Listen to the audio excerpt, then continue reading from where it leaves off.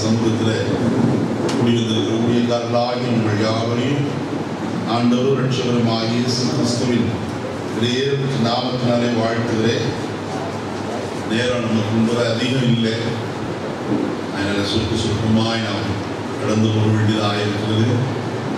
இந்த காலையிலே உங்களோடு கூட ஒரு சுருக்கமான ஒரு சின்ன செய்தியை நான் வைக்கும்படியாக விரும்புகிறேன். பரிசுத்த யோவான் எழுதின சுவிசேஷம், யோவான் சுவிசேஷம் 1ஆம் அதிகாரம் 15வது வசனத்தை வாசிக்கிறேன். யோவான் 1:15. யோவான் அவரை குறித்து சாட்சி கொடுத்து, எனக்கு பின் வருகிறவர் எனக்கு முன் இருந்தவர், ஆகையால் அவர் என்னிலும் மேன்மையுள்ளவர் என்று நான் சொல்லியிருந்தேனே, அவர் இவர்தான் என்று சத்தமிட்டு கூறினான். கர்த்தருடைய பரிசுத்த நாமத்துக்கு ஸ்தோத்திரம் உண்டாகட்டும். இந்த காலை வேளையிலே யோவான் ஸ்நானனை குறித்து உங்களோடு கூட சில குறிப்புகளை நான் வைத்து கடந்து வரும்படியாக நான் விரும்புகிறேன். இந்த காலையில் அதிகமாய் கர்த்தருடைய வசனத்தை தியானிக்க கர்த்தர் உதவி செய்தார். இந்த வசனத்திலே நாம் பார்க்கிறோம், யோவான் கிறிஸ்துவை குறித்து சாட்சி கொடுக்கிறவனாய் காணப்பட்டார். சொல்லும்போது சொல்கிறார், எனக்கு பின் வருகிறவர் எனக்கு முன் இருந்தவர், ஆகையால் அவர் என்னிலும் மேன்மை உள்ளவர் என்று நான் சொல்லியிருந்தேனே, அவர் இவர்தான் என்று என்ன செய்தார்? சத்தமிட்டு கூறினார்.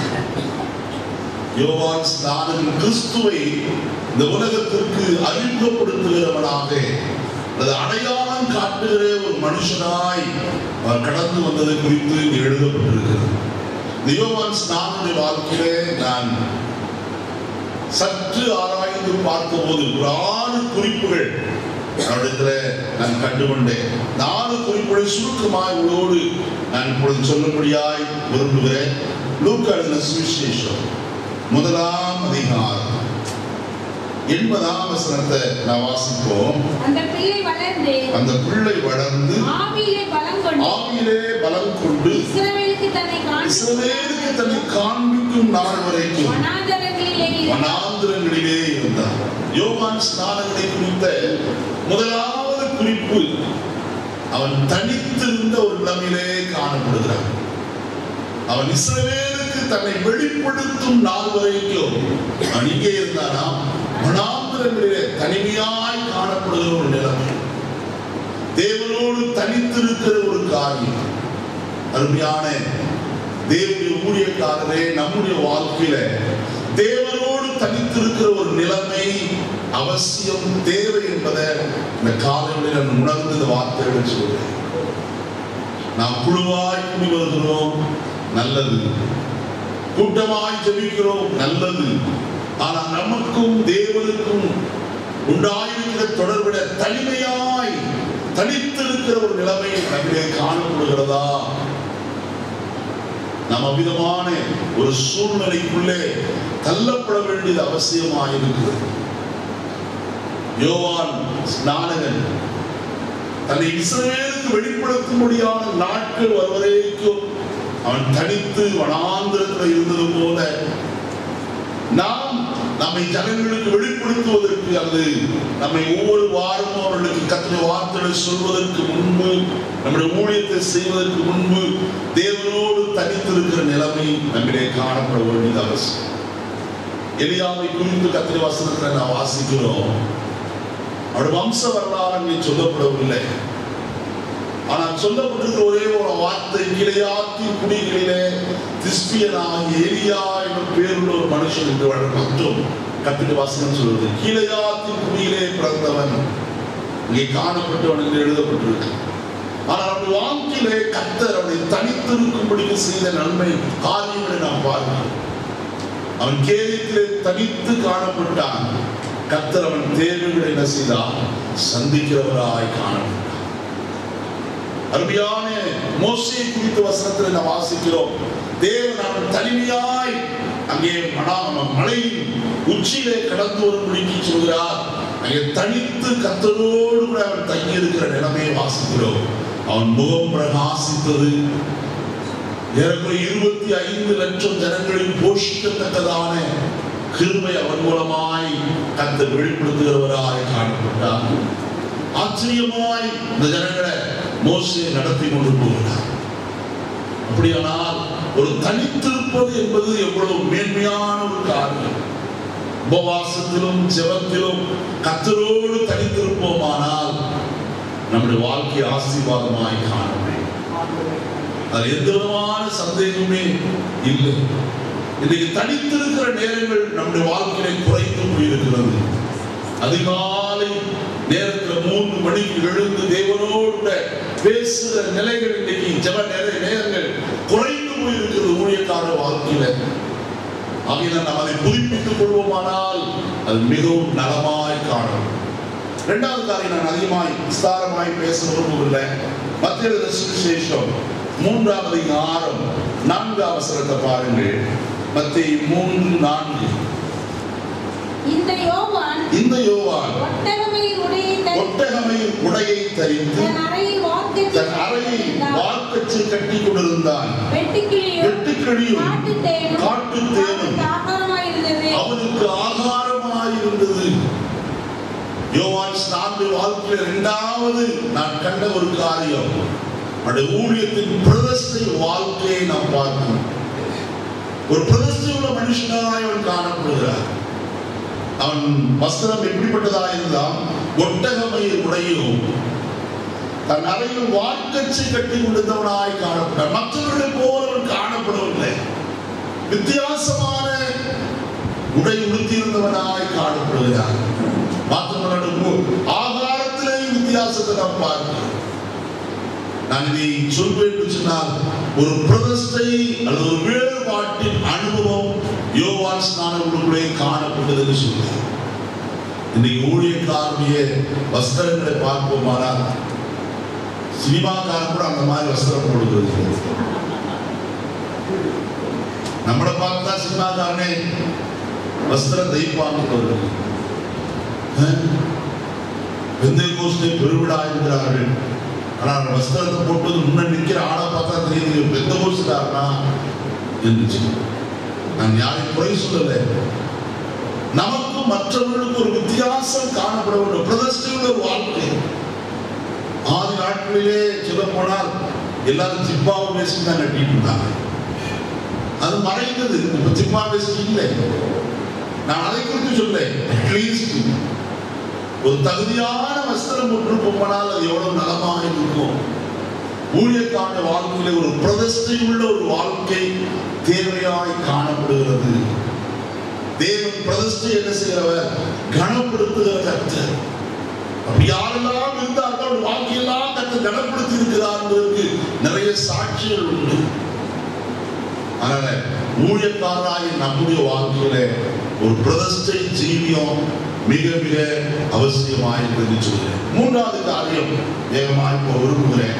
லூக்கா 1ஆம் அதிகாரம், லூக்கா 1 அதிகாரம் 76வது வசனத்தை வாசிப்போம். நீயோ பாலகனே உன்னதமானவருடைய தீர்க்கதரிசி எனப்படுவாய். நீ கர்த்தருக்கு வழிகளை ஆயத்தம் பண்ணவும் நமது தேவனுடைய உருக்கமான இரக்கத்தினாலே அவருடைய ஜனத்திற்கு பாவ மன்னிப்பாகிய ரட்சிப்பை தெரியப்படுத்தவும் அவருக்கு முன்னாக நடந்து போவார். யோவான் ஸ்நானனை குறித்து சொல்ல வேண்டுமானால் இஸ் a forerunner என்று சொல்லி சொல்லப்படுகிறது. முன்னோடியாய், கிறிஸ்துவுக்கு முன்னோடியாய் ஓடின ஒரு மனுஷன். கிறிஸ்து வருவதற்கு இந்த உலகத்திலே அவர் தோன்றுவதற்கு, மரியாதை கர்ப்பத்திலே தோன்றுவதற்கு முன்பு 6 மாதம் முன் கர்ப்பந்தரிக்கப்பட்ட யோவான் ஸ்நானகன். இயேசு பிறந்ததற்கு முன்னே 6 மாதத்துக்கு முன்னே பிறந்தவர். வெறும் 6 மாதம் வித்தியாசம். ஆனால் அவருடைய வாழ்க்கையிலே ஒரு லட்சியம் அவருக்கு கொடுக்கப்பட்டிருந்தது. என்ன காரியம் அவர் கொடுக்கப்பட்டிருந்தது? அவருடைய ஊழியத்தினுடைய நிலைமை என்ன? ஏன் அவரை முன்னடந்து போவாய் என்று சொல்லப்பட்டது என்று சொன்னால் நான் 5 காரியங்களை உங்களுக்கு சொல்ல விரும்புகிறேன். 77வது வசனத்தில் சொல்லப்பட்டிருக்கிறது, நமது தேவனுடைய உருக்கமான இரக்கத்தினாலே அவருடைய ஜனத்திற்கு பாவ மன்னிப்பாகிய ரட்சிப்பை செய்வதற்கு தெரியப்படுத்துவதற்கு. முதல் காரியம் பாவ மன்னிப்பாகிய ரட்சிப்பை தெரியப்படுத்தியது யார் என்றால் அது யோவான் ஸ்நானன் மட்டுமே. வசனத்தை பாருங்க. எபேசியர் எழுதின நிருபம் 1ஆம் அதிகாரம் 7ஆம் வசனத்துல இப்படி நான் வாசிக்கிறோம். எபேசியர் 1:7. அவருடைய கிருபையின் ஐஸ்வரியத்தின்படி இவருடைய இரத்தத்தினாலே பாவ மன்னிப்பாகிய மீட்பு நமக்கு உண்டாயிருக்கிறது. பவுலங்கே சொல்லுகிறார், யோவான் ஸ்நானகன் முன்னே சொல்லியிருக்கிறார், பாவ மன்னிப்பாகிய ரட்சிப்பு யார் மூலமாய்த்தான் உண்டு? கிறிஸ்துவின் மூலமாய்த்தான் உண்டு என்று தெரியப்படுத்த அவர் முன்னே கடந்து போனார். இரண்டாவது காரியம், மத்தேயு சுவிசேஷம் 11ஆம் அதிகாரம் 12ஆம் வசனத்தை வாசிக்கிறோம். 11:12.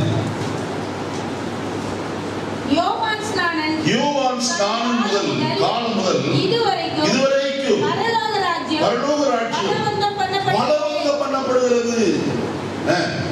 பலவந்தம் பண்ணுகிறவர்கள் அதை பிடித்துக் கொள்கிறார்கள். யோவான் ஸ்நானனுடைய வேலை பாவ மன்னிப்பாகிய ரட்சிப்பை தெரியப்படுத்துவது மாத்திரமல்ல, பரலோக ராஜ்யத்தை நினைச்சால் பலவந்தம் பண்ணும்படி சொன்னார். அவன் சொல்லும்போது சொல்கிறார், மனம் திரும்புங்கள், பரலோக ராஜ்யம் சமீபத்தில் இருக்குது. பரலோகத்தை குறித்து பலவந்தமாய் ஜனங்களுக்கு சொல்லி பரலோக ராஜ்யத்துடைய பிரஜைகளாய் அவன் மாற்ற நேர்ந்தது. மூன்றாவது காரியம், லூக்கா 1ஆம் அதிகாரம் 17ஆம் வசனம். லூக்கா 1:17. பிதாக்களுடைய இருதயங்களை பிள்ளைகளிடத்திற்கும் கீழ்ப்படியாதவர்களை நீதிமானுடைய ஞானத்திற்கும் திருப்பி உத்தமமான ஜனத்தை கர்த்தருக்கு என்ன செய்யும்படியாக ஆயத்தப்படுத்தும்படியாக அவருக்கு முன்னே என்ன செய்வார்?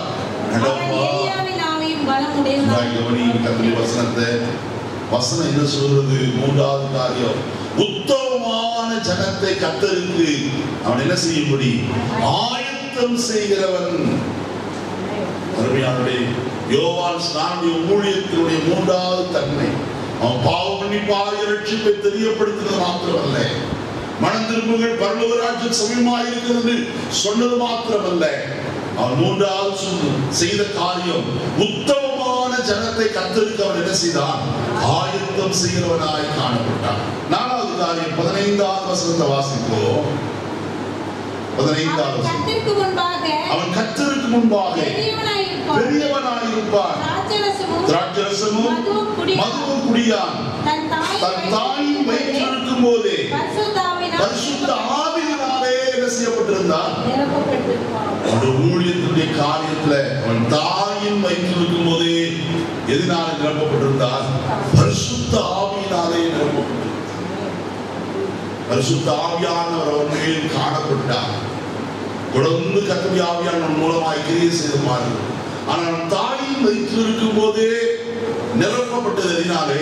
பரிசுத்த ஆவியினாலே. அடுத்த ஒரு காரியம் பாருங்க, 3ஆம் அதிகாரம், லூக்கா 3, யோவான் 3, யோவான் 3ஆம் அதிகாரம் 34-35 வசனங்கள். தேவனால் அனுப்பப்பட்டவர் தேவனுடைய வார்த்தைகளை பேசுகிறார். தேவன் அவருக்கு தமது ஆவியை அளவில்லாமல் கொடுத்திருக்கிறார். பிதாவானவர் குமாரனில் அன்பாயிருந்து எல்லாவற்றையும் அவர் கையில் ஒப்பு கொடுத்திருக்கிறார். குமாரத்தில் விசுவாசமாய் இருக்கிறவன் நித்திய ஜீவனை உடையவனாயிருக்கிறார். குமாரனை விசுவாசியாதவரோ ஜீவனை காண்பதில்லை. தேவனுடைய கோபம் அவன் மேல் நிலை நிற்கும் என்று சொன்னார். நல்ல கவனிங்க, தேவனை விசுவாசிக்க வேண்டும் என்ற ஒரு வார்த்தையை அவன் ஜனங்களுக்கு போதிக்கிறவனாய் காணப்பட்டார். அப்படி இல்லாவிட்டால் அவர்கள் மேல் வருகிற நியாய தீர்ப்பை குறித்தோன் பேசுகிறவனாய் காணப்பட்டார். மனம் திரும்புகள் என்று மாத்திரமல்ல, அவன் நியாய தீர்ப்பை குறித்து பேசுகிறான். இந்த வசனத்தில் சொல்லப்பட்டது பாருங்கள், குமாரத்தில் விசுவாசமாய் இருக்கிறவன் நித்திய ஜீவனை உடையவனாய் இருக்கிறான். குமாரனை விசுவாசியாதவனோ ஜீவனை காண்பதில்லை. தேவனுடைய கோபம் அவன் மேல் என்ன செய்யும்?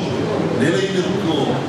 நியாய தீர்ப்பு கிறிஸ்துவ விசுவாசியாதவனுக்கு வரும் என்பதை அவன் வெளிப்படுத்துகிறவனாய் காணப்பட்டான். நீ 5வது காரியம் வசனத்தை வாசிப்போம். அப்போஸ்தலர் 13ஆம் அதிகாரம், அப்போஸ்தலர் 13:25 வசனத்தை வாசிப்போம். யோவான் தன் பணிவிடை ஓட்டத்தை நிறைவேற்றுகிற போது நீங்கள் என்னை யார் நினைக்கிறீர்கள்? நான் அவர் அல்ல. இதோ எனக்கு பின் ஒருவர் வருகிறார். அவருடைய பாதரட்சியின் வாரை அமைக்கிறதற்கு நான் பாத்திரவான் அல்ல. அவருடைய ஓட்டத்தின் முடிவு எப்படிப்பட்டதாக இருந்தது? ஒரு மனுஷனுடைய ஓட்டத்தின் ஆரம்பம் அல்ல, முடிவு அது சம்பூர்ணமாய் காணப்பட வேண்டும். யோவான் ஸ்நானனுடைய ஓட்டம், பணிவிடை ஓட்டம் எப்படிப்பட்டதாக இருந்ததா? கடைசி வரைக்கும் ஒரு நாளும் தன்னை குறித்து அவன் உயர்த்தவே இல்லை, தன்னை குறித்து பேசவே இல்லை. தாழ்மை உள்ளவனாய் அவன் சொல்கிறான், எனக்கு பின் ஒருவர் என்ன செய்கிறார்? வருகிறார். அவர் என்னிலும் எப்படிப்பட்டவர்? மேன்மை உள்ளவர். அவருடைய பாதரட்சியின் வாரை அவிழ்க்கிறதற்கு கூட நான் எப்படிப்பட்டவன் அல்ல, தகுதி உள்ளவன் அல்ல என்று சொல்கிறார். கிறிஸ்துவை உயர்த்தி காண்பித்த மனுஷன் என்று சொன்னால் மிகையாகாது. அவன் சொல்லுகிற காரியங்களை நாம் நன்றாக கவனிக்க வேண்டும். கிறிஸ்துவை உயர்த்தி காண்பித்தவர். இன்றைக்கு அநேகர் தங்களை உயர்த்தி காண்பிக்கிறார். வியாதிகள் சுகமடைந்தால் இவன் ஜோம் பண்ணதுனால் தான் சுகமடைந்தது இல்லை. நம்ம ஜோம் பண்ணது உண்மைதான், ஆனா கர்த்தர் ஜெபத்தை கேட்கலன்னா நடக்குமா? ஒன்று நடப்பதில்லை. கர்த்தருக்கு கனத்தையும் மகிமையும் செலுத்த கடமைப்பட்டவர்களாக இருக்கும். யோவான் ஸ்நானகன் கடைசி வரைக்கும் கிறிஸ்துவை மாத்திரமே உயர்த்தி காண்பிக்கிறவராய் காணப்பட்டார். நீ அடுத்த 4வது காரியத்துக்குள்ள வருகிறேன். யோவான் 1ஆம் அதிகாரம் 23வது வசனத்தை வாசிப்போம். யோவான் 1:23. தான் யார் என்று அவன் சொல்லுகிறதை பார்க்கிறோம். 1:23. கர்த்தருக்கு வழியை செவிப்பண்ணுங்கள் என்று ஏசாயா தீர்க்கதரிசி சொன்னபடியே நான் வனாந்தரத்தில் கூப்பிடுகிறவருடைய சத்தம். நல்ல கவனிங்க, சத்தத்திற்கு எந்த லாங்குவேஜ் கிடையாது. There is no language for the sound.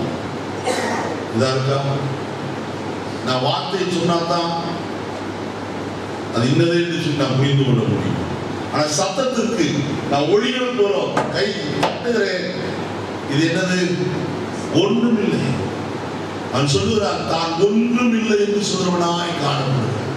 நான் வனாந்திரத்தில் யார் கூப்பிடுதலுடைய சத்தம், வெறும் சத்தமாய் காணப்படுகிறேன். எனக்கு ரொம்ப ஆச்சரியம் இருந்ததுன்னா, அவருடைய வாழ்க்கையில மத்திய சுவிசேஷம் 3ஆம் அதிகாரத்துல அங்கே சொல்லப்பட்டிருக்கிற ஒரே ஒரு வார்த்தை எனக்கு மிகுந்த ஆச்சரியத்தை இன்னும் கொடுத்து கொண்டே இருக்கிறது. பார்ப்போம். 3ஆம் அதிகாரம் 5வது வசனத்தை வாசியுங்கள். அப்பொழுது எருசலேம் நகரத்தார் யூதேயா தேசத்தார் அனைவரும் யோர்தானுக்கு அடுத்த சுற்றுப்புறத்தார் யாவரும் அவனிடத்துக்கு போய் தங்கள் பாவங்களை அறிக்கையிட்டு யோர்தான் நதியில் அவனால் ஞானஸ்நானம் பெற்றார். இதை பார்த்து ஒரே ஒரு காரியம், இவன் இங்கே இருக்கிறான், வனாந்திரத்துல காணப்படுகிறார். ஆனா இங்க இருக்கவெல்லாம் போறாங்க.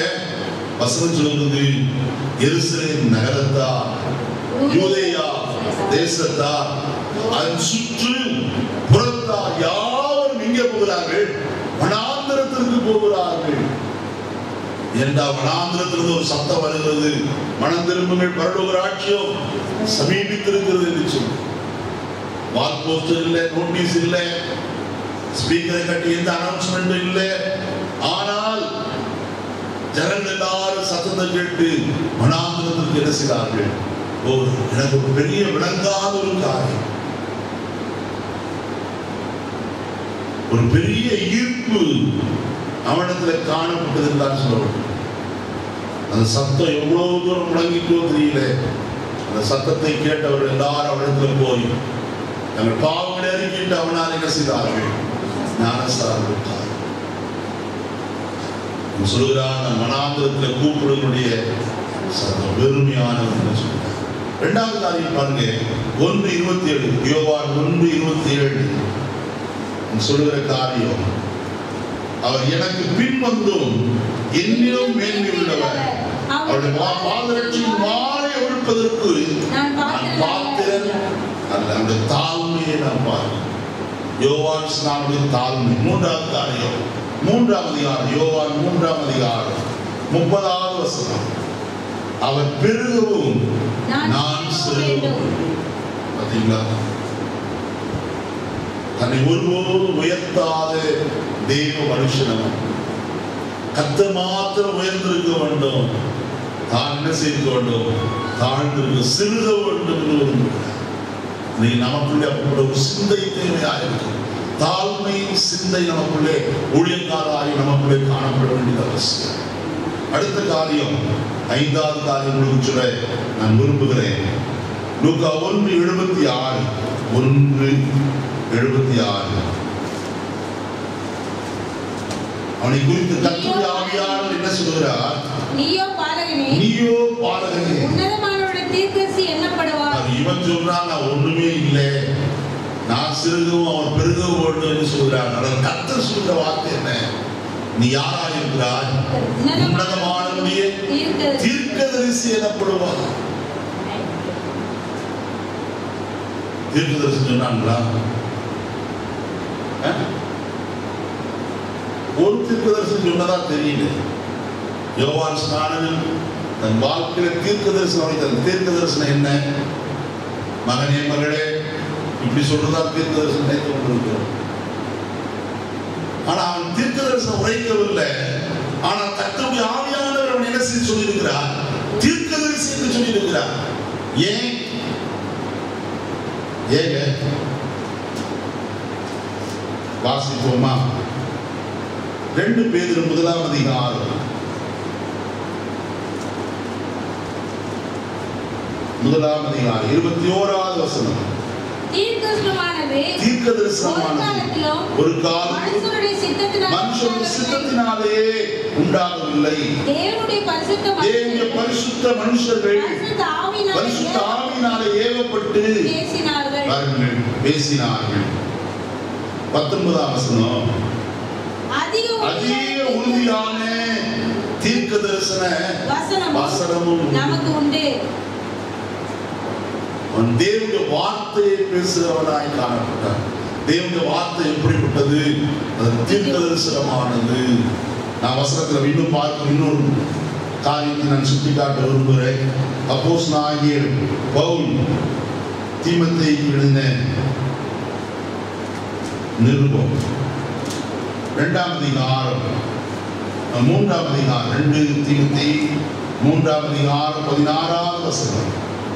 வேத வாக்கியங்கள் எல்லாம் தேவ ஆவியினால் அருளப்பட்டிருக்கிறது. தேவனுடைய மனுஷன் தேறினவனாக எந்த நற்கிரியும் செய்ய தகுதியுள்ளவனாகவும் இருக்கும்படிக்கு அவைகள் உபதேசத்துக்கும் அடித்துக்கொள்ளுதலுக்கும் சீர்திருத்தலுக்கும் நீதியை படிப்பிக்கிறதுக்கும் பிரயோஜனமுள்ளதாக இருக்கிறது. தீர்க்கதரிசனம் எது? தீர்க்கதரிசனம் நாம் பேசுகிற தேவனுடைய வசனமே என்னவாய் இருக்கிறது? தீர்க்கதரிசன வார்த்தையாய் காணப்படுகிறது. மகனே மகனே என்று சொல்வதோ மற்ற காரியங்கள் சொல்வதோ அல்ல. தேவ வசனத்தை ஒரு மனுஷன் பேசுகிறான் என்று சொன்னால் அவன் என்னத்தை பேசுகிறான்? தீர்க்கதரிசன வார்த்தைகளை பேசுகிறவனாய் காணப்படுகிறார். அதுதான் என்னுடைய காரியமாயிருக்கும். தீர்க்கதரிசி தேவனுடைய வசனத்தை மட்டும்தான் பேசுகிறவன். அடுத்த காரியத்துக்குள்ள கடந்து போவோம், நேரம் இல்லை. மத்தேயு 11ஆம் அதிகாரம் 9ஆம் வசனத்தை பாருங்க. ஆவியானவர் யோவானை குறித்து என்ன சாட்சி கொடுக்கிறார்? எதை பார்க்க போனீர்கள்? தீர்க்கதரிசியை பார்க்கிறோம் மேன்மை உள்ளவனையே என்று உங்களுக்கு என்ன செய்கிறேன்? இயேசு சொல்கிறார், நீங்க தீர்க்கதரிசியை பார்க்கவா போனீங்க? ஆனா இயேசு சொல்ற வார்த்தை, தீர்க்கதரிசியை பார்க்கிலும் மேன்மை உள்ளவனையே என்று உங்களுக்கு என்ன செய்கிறேன் சொல்லுங்க. அவை யோவான் ஸ்நானன் தீர்க்கதரிசி மாத்திரமல்ல, தீர்க்கதரிசியை பார்க்க எப்படிப்பட்டவன்? மேன்மை உள்ளவன். இன்னும் கர்த்தர் அவனை குறித்து என்ன சொல்கிறார் பார்ப்போமே. யோவான் 5ஆம் அதிகாரம் 35ஆம் வசனம். யோவான் 5:35. அவன் எரிந்து பிரகாசிக்கிற விளக்காய் இருந்தார். நீங்களும் சில காலம் அவன் வெளிச்சத்துல கனிகூற எப்படி இருந்தீர்கள்? மனதாய் இருந்தீர்கள். வசனத்தை பாருங்க. அவன் யார்? எரிந்து பிரகாசிக்கிற விளக்கு. கர்த்தர் கொடுக்கிற சாட்சி. அருமையானவர்களே, நம்மை குறித்து கர்த்தர் என்ன சாட்சி கொடுக்க முடியும்? அதுதான் மிக முக்கியம். இந்த உலகத்திலோடு இனி பின்வரும் உலகத்தில் நித்தியத்திலோ நான் கடந்து போகும்போது நம்மை குறித்து கர்த்தர் என்ன சாட்சி கொடுக்க முடியும்? யோவான் ஸ்நானனை குறித்து அவன் தன்னை ஒன்றுமில்லை என்று சொன்னார். அவன் கர்த்தரோ சொல்கிறார், அவனை தீர்க்கதரிசி என்று சொல்கிறார். தீர்க்கதரிசியை பார்க்கிற மேன்மை உள்ளவன் என்று சொல்கிறார்.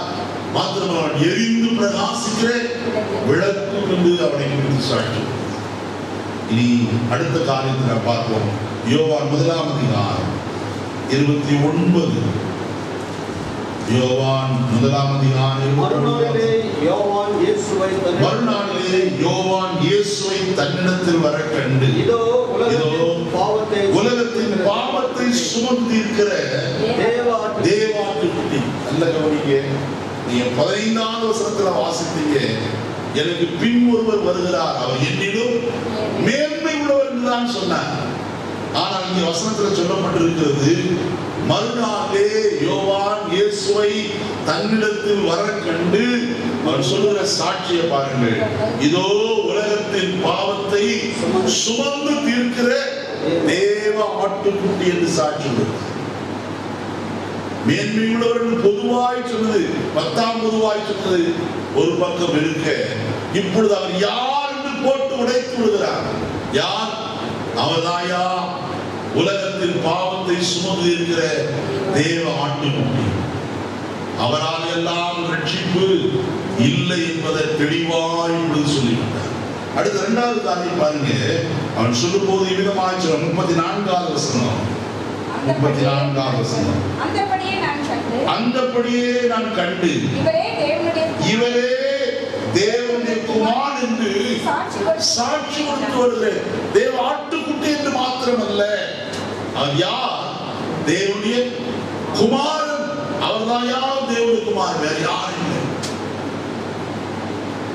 எவ்வளவு பலமாய் அவரை குறித்து சாட்சி கொடுக்கிறார் என்று பாருங்கள். கடைசியாக ஒரு காரியத்தை நான் சொல்லி முடிக்க விரும்புகிறேன். மார்க் எழுதின சுவிசேஷம், யோவானுடைய வாழ்க்கையின் காரியம் என்ன? கடைசியாக சொல்கிறேன். யோவான் 6:18 வசனத்துல வாசம். 6ஆம் அதிகாரம் 18ஆம் வசனம். யோவான் ஏரோதை நோக்கி, நீர் சகோதரன் மனைவி வைத்துக் கொள்வது நியாயமல்லவென்று சொன்னது நிமித்தம் ஏரோது சேவகரை அனுப்பி யோவானை பிடித்து கட்டி காவலில் வைத்திருந்தார். முகஸ்துதி பாராத மனுஷன் யோவான். ஒருவேளை ஏரோதை புகழ்ந்து பாடியிருந்தால் அவனுக்கு நல்ல பணம் என்ன செய்திருக்கும்? கிடைச்சிருக்கும், வெகுமதி கிடைத்திருக்கும், நன்றாயிருந்திருக்கலாம், சோகமாய் வாழ்ந்திருக்கலாம். ஆனால் அவன் செய்த பாவத்தை பாவம் என்று என்ன செய்தான்? சுட்டி காண்பித்தான். ராஜாவே, நீ யாரானாலும் சரி, உனக்கு போக்கு சொல்ல இடமில்லை. நீ சகோதரனாகிய பிலிப்புவின் மனைவியை என்ன செய்திருக்கிறாய்? வைத்திருக்கிறாய். எவ்வளவு ஆணித்தரமாய் சொல்றார். முகஸ்துதி பாராதபடிக்கு நேரடியாய் பாவத்தை சுட்டி காண்பிக்கிறவராய் காணப்பட்டார். இன்றைக்கு ஊழியக்காரராய் நாம் எப்படிப்பட்டவர்கள்? நான் எதையும் விளக்கி சொல்ல விரும்புகிறேன். நாம் எப்படிப்பட்டவர்களாய் காணப்படுவோம்? போனா முடியா? அது ஒன்றும் இல்லை, அது சாதாரண ஒரு காரியம் தான். இதெல்லாம் கர்த்தர் மன்னிக்கிறது தான். இப்படி பேசுகிற அனுபவம் அநேகருக்குள்ள காணப்படுகிறது. காரணம் வருமானத்தை எதிர்பார்த்து. ஆனால் நாம் கர்த்தருக்கு முன்பதாய் முகஸ்துதி பாராதவர்களாய் காணப்படுகிற ஊழியக்காரராய் இருப்போமானால் அவனிடத்திலிருந்து வருகிற தொகையை பார்க்கிற கர்த்தர் மேன்மையான தொகையை நமக்கு கொடுக்க எப்படிப்பட்டவர் வல்லவராய் இருக்கிறார். அப்படிப்பட்டவருடைய பணம் நமக்கு தேவையில்லை. தேவனால் அனுப்பப்படுகிற பணம் நமக்கு போதும். யோவான் ஸ்நானகன் முகஸ்துதி பாராதவனாய் பேசினார். அடுத்தவன் என்ன செய்தான்? அவனை குறித்து சொல்லப்படுகிற சாட்சியை பாருங்கள். 20வது வசனம். அது ஏனென்றால் யோவான் நீதியும் பரிசுத்தம் உள்ளவன் என்று ஏரோது அறிந்து அவனுக்கு பயந்து அவனை பாதுகாத்து அவன் யோசனையின்படி அநேக காரியங்களை செய்து விருப்பத்தோட அவன் சொல்லை கேட்டு வந்தான். கொஞ்சம் நல்லா கவனிக்க வேண்டிய ஒரு காரியம் கடைசியா சொல்லி முடிக்கிறேன். ஏரோதியால் அடுத்து சதி செய்ய நினைத்தான். ஆனாலும் அவனால் என்ன செய்ய முடியவில்லை, கூடாமல் போயிற்று. ஏன்னு சொன்னால் அவன் எப்படிப்பட்டவனா? யோவான் நீதியும் பரிசுத்தம் உள்ளவன் என்று ஏரோது அறிந்து அவனில் பயந்து அவனை பாதுகாத்து அவன் யோசனையின்படி அநேக காரியங்களை செய்து விருப்பத்தோட அவன் சொல்லை கேட்டு வந்தான். ஏரோது அவன் சொல்லெல்லாம் கேட்டு வந்திருக்கிறான். ஏன்? அவன் நீதியும் பரிசுத்தம் உள்ளவன். இன்னைக்கு நம்ம பரிசுத்தம் தவற விட்டோமா? அதை கெட்டியாய் பிடித்து இருக்கிறோமா? ஒரு சொன்னார், அடிக்கடி தேவ சமூகத்தில் வரும்போதெல்லாம் ஆண்டவரே என்னை சுத்திகரியும் இப்படி எல்லாம் ஜெபம் பண்ணக்கூடாது.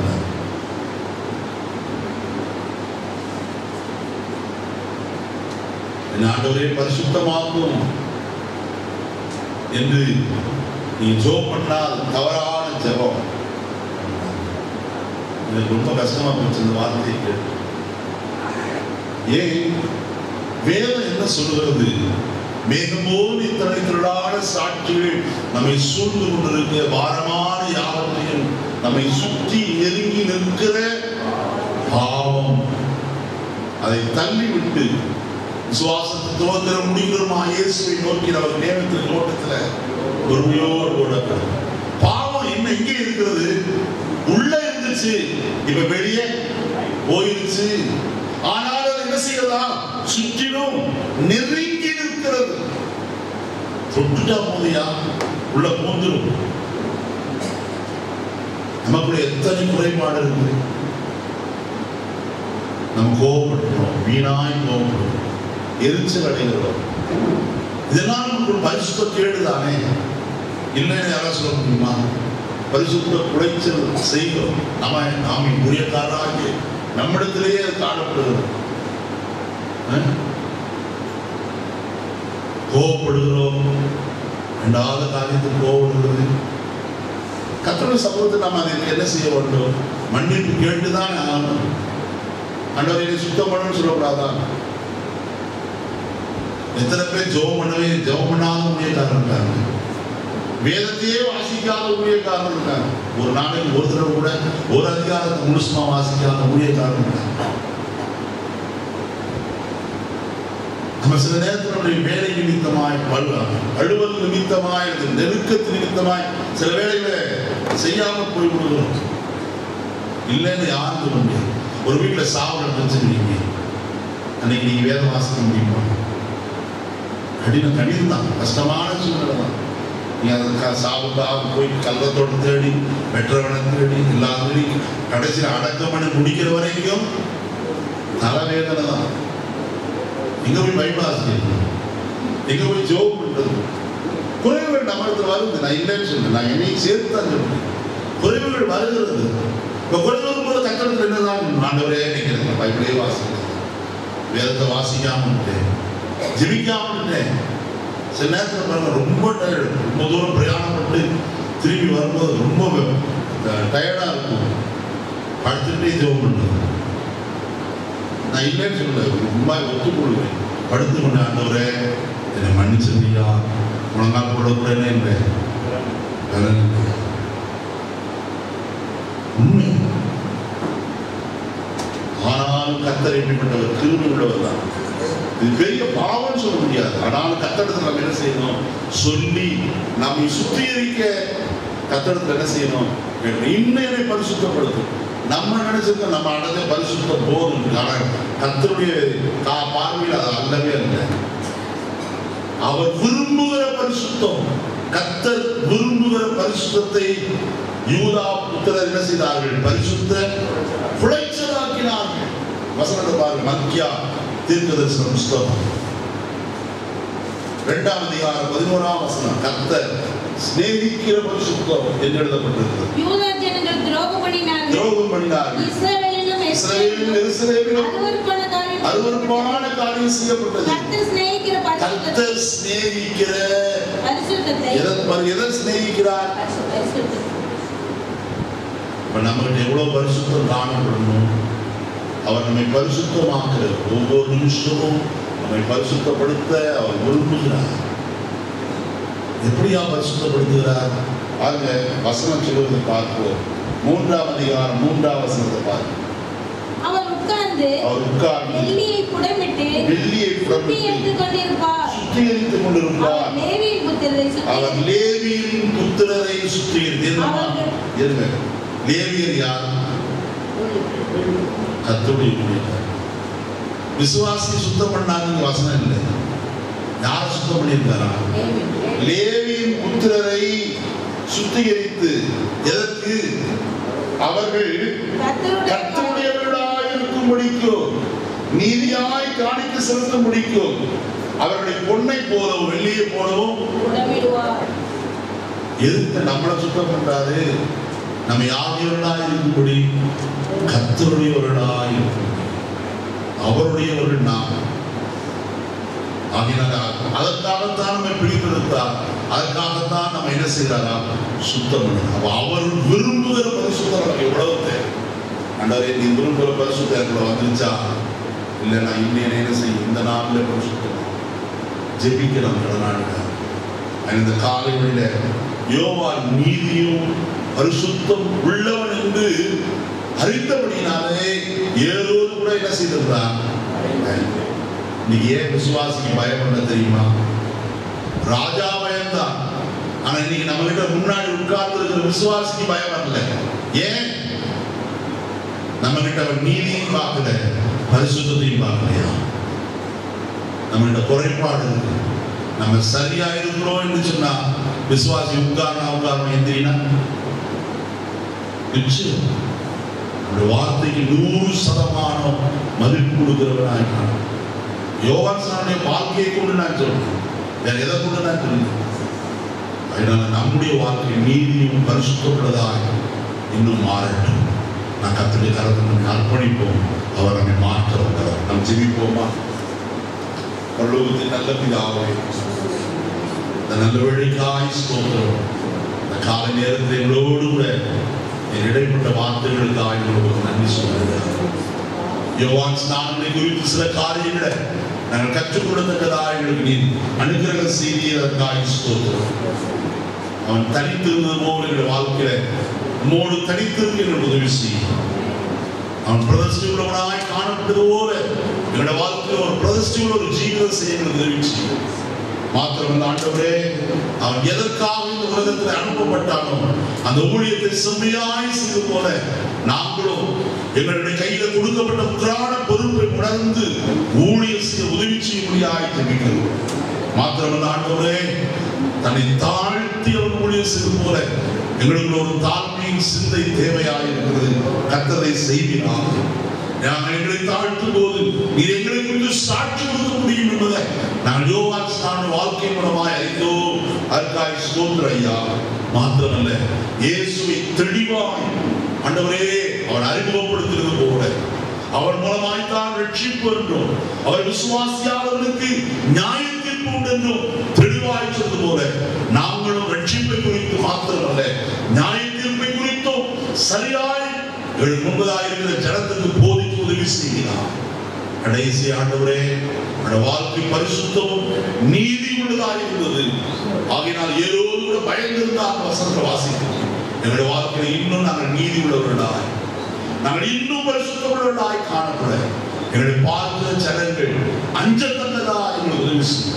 உங்களுடைய சாயல்களில் வெளிப்படட்ட ஆண்டவரே, உண்மை வெளிப்படுத்துகிறவர்களாக எங்களுடைய ஜனங்கள் எங்களை பார்க்கும் போது எங்களை அல்ல உண்மை காணத்தக்கதாக, உங்களுடைய சாயல்கள் பார்த்து நடுங்கத்தக்கதாக, எவ்விதமாய் மோசேயின் முகம் பிரகாசித்ததோ அதை போல எங்களுடைய வாழ்க்கையில் காணப்பட உதவி செய்கிறார். எங்களை தாழ்த்துகிறோம், அர்ப்பணிக்கிறோம், பொருட்படுத்த நடத்தும் ஆசை ரட்சகர் நாமத்தில் பிதாவே. ஒரு பாடல் பாடுவோம். அப்பொழுது